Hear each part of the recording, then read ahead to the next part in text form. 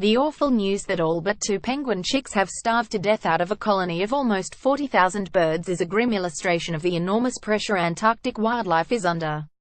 The causes of this devastating event are complex, from a changing climate to local sea ice factors, but one thing penguins, whales and other marine life don't need is additional strain on food supplies.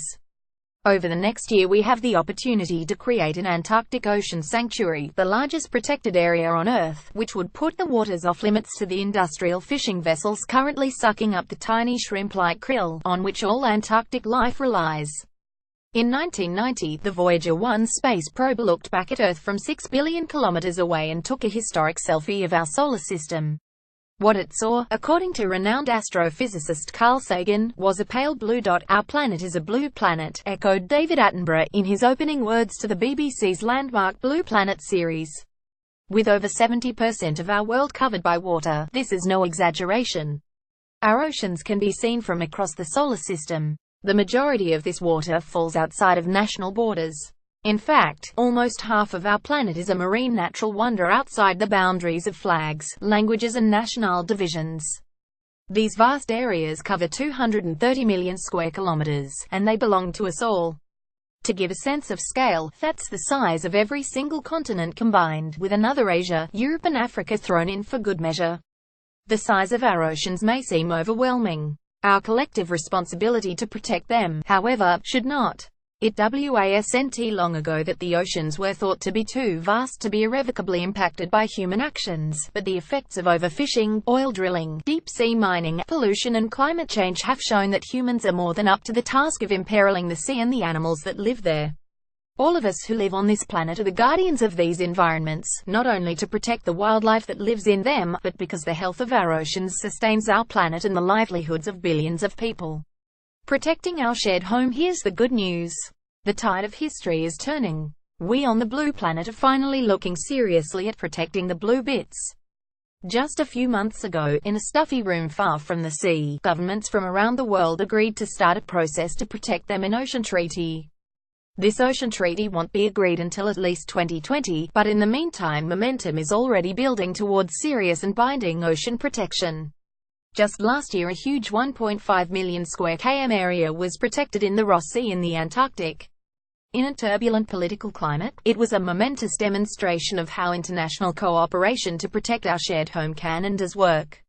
Over the next 2 weeks, the governments responsible for the Antarctic are meeting to discuss the future of the continent and its waters. While limited proposals are on the table this year, when they reconvene in 12 months' time they have a historic opportunity to create the largest ever protected area on Earth, an Antarctic ocean sanctuary. Covering the Weddell Sea next to the Antarctic Peninsula, it would be 5 times the size of Germany, the country proposing it.